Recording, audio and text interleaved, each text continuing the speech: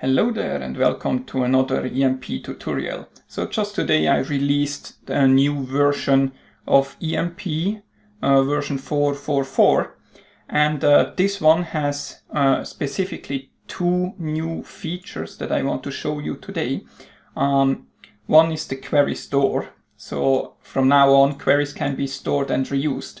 That's something I wanted to put into EMP for now nearly 2 years. I didn't find the time for it until recently, and it was also requested by many users that they don't have to copy paste the queries everywhere around.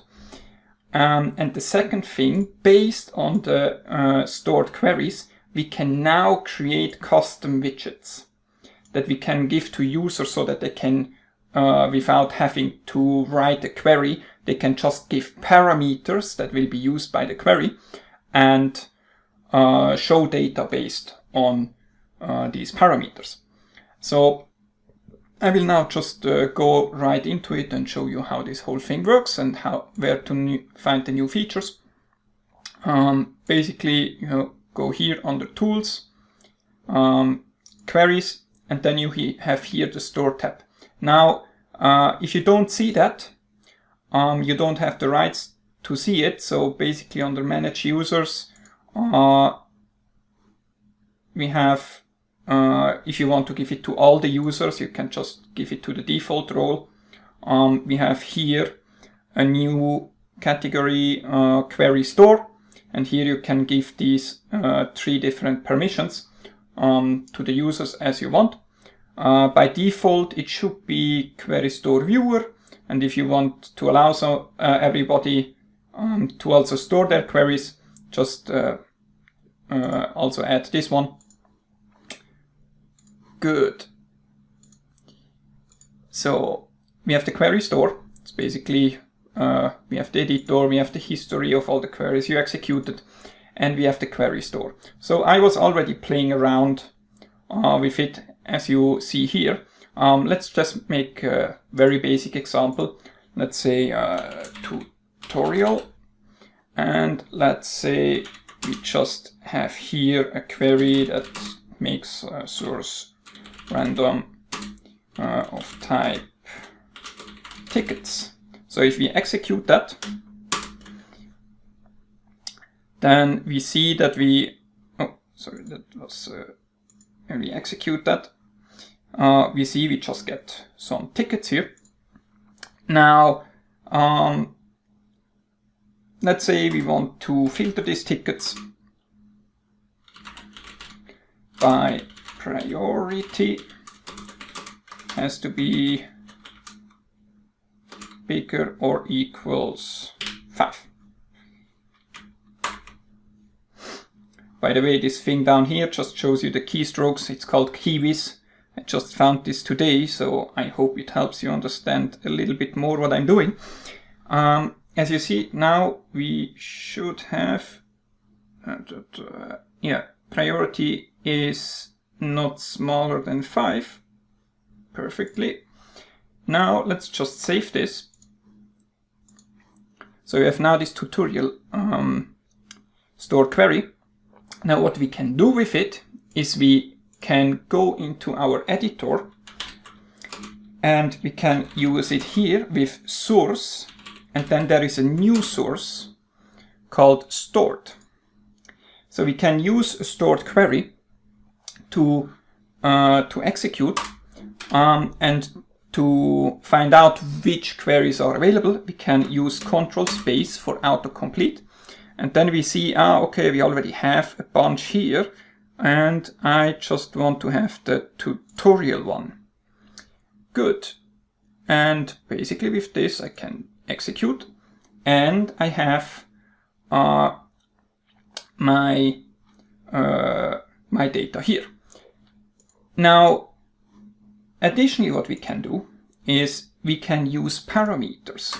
So let's say we have here default params, and we set priority. We set that to 5. or let's say we want to have everything. So we set it to 0. And then we use here the parameter function to retrieve that specific parameter. So it's executed, we have everything. Let's just test this. Let's say 5. Good, this works, so we only have everything above 5. Set that back to 0. Also give here a default 0, just in case somebody sets this to blank or null. So this default will be used. Let's update this, go back to our editor. Now let's throw this out again and use Control Space for autocomplete. Use the tutorial here, and then we see additionally to the query selector we also get a list of parameters that we can now adjust. So we can execute this and we see here, okay, it's filtered by everything, but we can now say, okay, let's filter by 5. So I see we get all the data that we want here. Now, let's go a little bit further with that. Let's say one thing that we can do is format. What format do we take? Format fields. Format field. Let's say we want the priority field, Control Space with threshold, and we just say we want to have a little bit of colors here. Perfect. Now that's a little bit too small, so I want a little bit more priority here, and Control Space, let's align that to the center so we see that a little bit better. Good. Update stored query. Now go back to the editor. Now when we execute this, you will see that this will not take the formatting. Why? The reason why I did it like this is because this is a source. A source does not really format the data, it just poorly gives you the data without any formatting. Now, what do we do if you want to have a query, for example, in the middle that actually does something with our data, that is just a template, like a block of commands that we want to insert somewhere? In this case, we don't use the source stored, but we use just the command stored. And when we execute this, it will just insert at the place where we are into the query all the commands that from this stored query.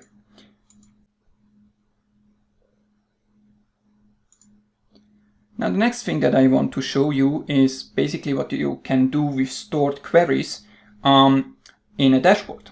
So let's open the sandbox here. And let's add a widget, say the advanced the display query results.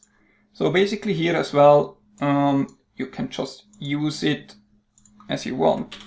So you go to source, stored, and use one of these queries, save. So you see, you get a displayed result. Now, these queries, they also have parameters. So what do we do if you want to give parameters to our queries and to the user? Now let's go back to the query store.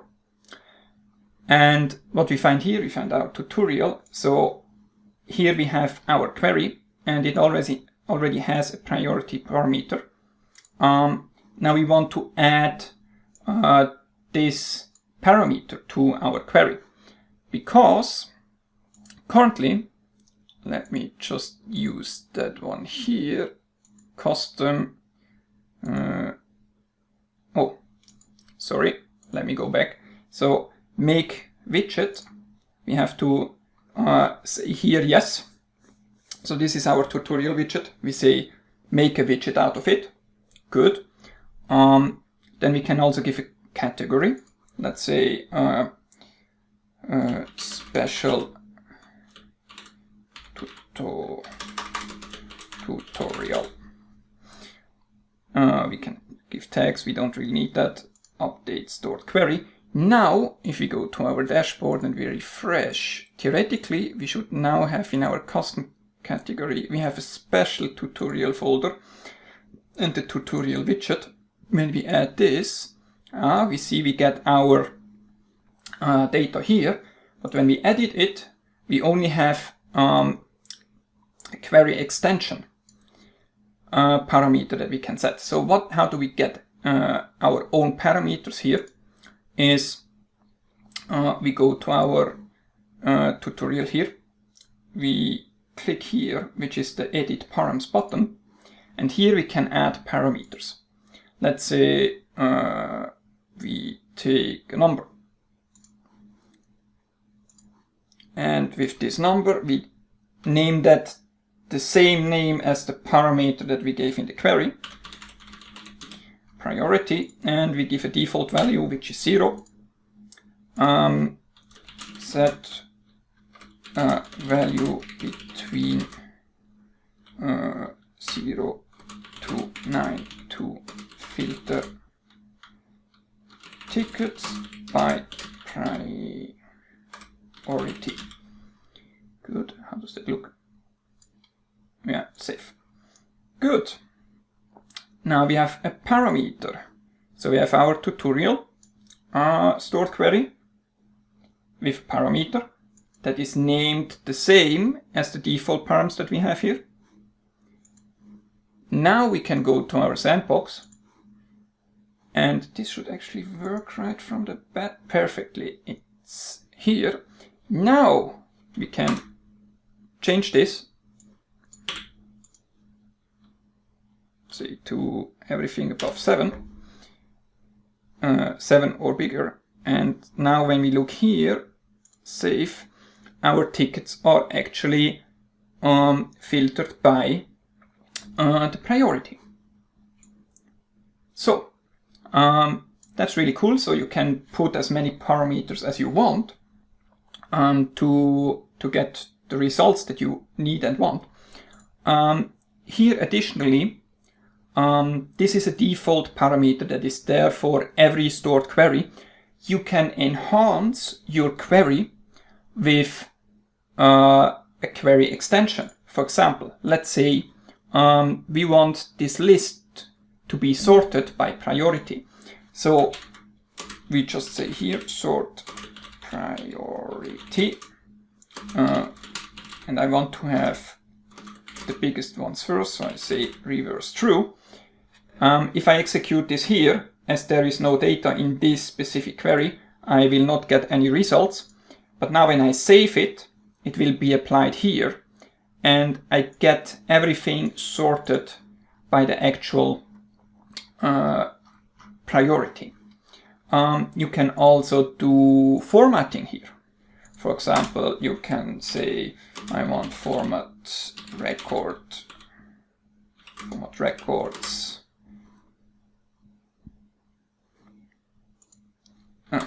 record. Let's say something like low to high, and I want to have instead of value, I want to have priority. And here it's something like this. Save. Good. So now the records are formatted, and I also want to have, instead of having it as a table, I can say display as panels. Now let's say properties. So I get this whole thing stored as properties. Now I have the thing that this priority is now in the way. I can basically provide a parameter to to say true or false if you want to have the colors or not. If I cannot do that because I'm a user, what else I can do is I just say format field, and I take the priority, and what you can do here is just to use the formatter none, which disables any formatting and displays the plain value. So we only have the priority here now, and let's say we want to have the link as a actual URL.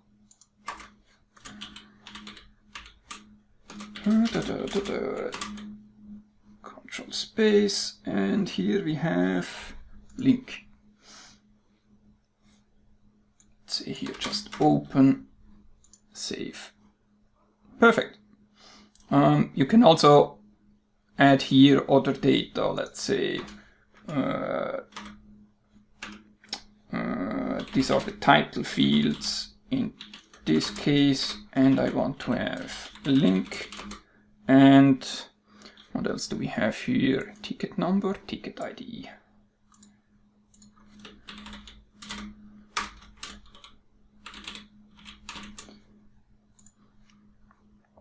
So you see, this is kind of nice and flexible. Let's give this whole thing a little bit more color. And I don't want to have the sorting, so I turn it off just because we want to see what nice colors we have here.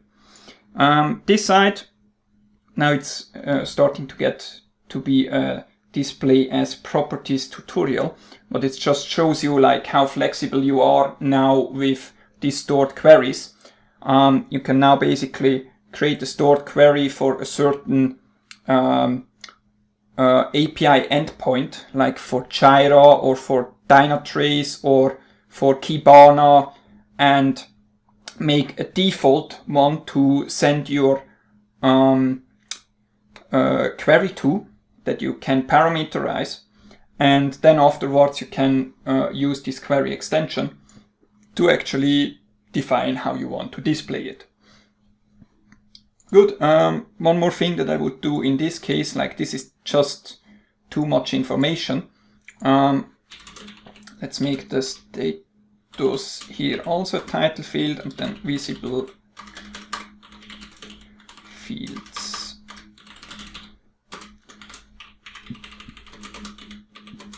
Like these kinds of parameters here you also find with control space.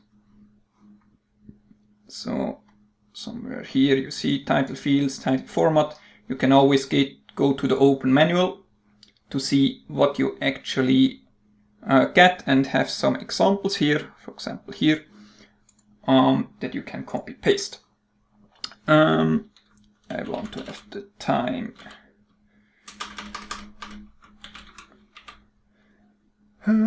signy ID, and I want to have service, and I want to have username. Let's see, how does that look? Much better. Good. Yeah, that's basically it. That's how you can create your own custom widgets and can give them to your users that they then can just use with certain parameters. This one now says the result is empty. Reason for that is that these parameters have not been applied yet. So when I save it, they are there. How to avoid that is basically here in the tutorials. Let's see, here we did it correctly. So here we can put this priority, and then the second one is the default that is used if the parameters are not set. This can also be used when you have when the user can set an empty value. Yeah, so maybe short summary. So we can write our query here, we copy paste it, go to the store, add a new query. Then when we want to make it into a widget, we say make widget. We can give a category, we don't have to. I recommend do it, because as soon as you have a lot of queries, the default first level of the custom category will overflow. We can also define with whom we share it, similar to dashboards and credentials. And then we have our query. When we have our query, we can put parameters on it. And when we have the parameters on it, we can then use it in our dashboard to say whatever we need. What else can I show you as tricks and tips? Exactly, name filter. This one is a bit special. Let's see, let's go for Joe. So this is for Joe. When I look here I have a query select, and I basically use a source to get the data that I want in the select. And I can give either 1 or 2 columns. If it's just 1 column, it will be used as both the label and the value. If I give 2 columns, the first one will be the value and the second one will be the label. Good, so I have this one here as a parameter, and this gives back the first name. And when I go here, then this name filter query has all these first names that I can now select, and I don't have to type them. And I can just save them, and now everything should be filtered by Hera. Let's get this away, and we see we have now first name Hera. Everything is Hera here. Yeah, I think that's it. So make a query, store it, give it parameters, and then reuse it as much as you want on any dashboard, and be able to make changes in a central stored query instead of having to change it in 100 dashboards or 100 widgets that you have created. And yeah, I wish you a lot of fun, and until the next update.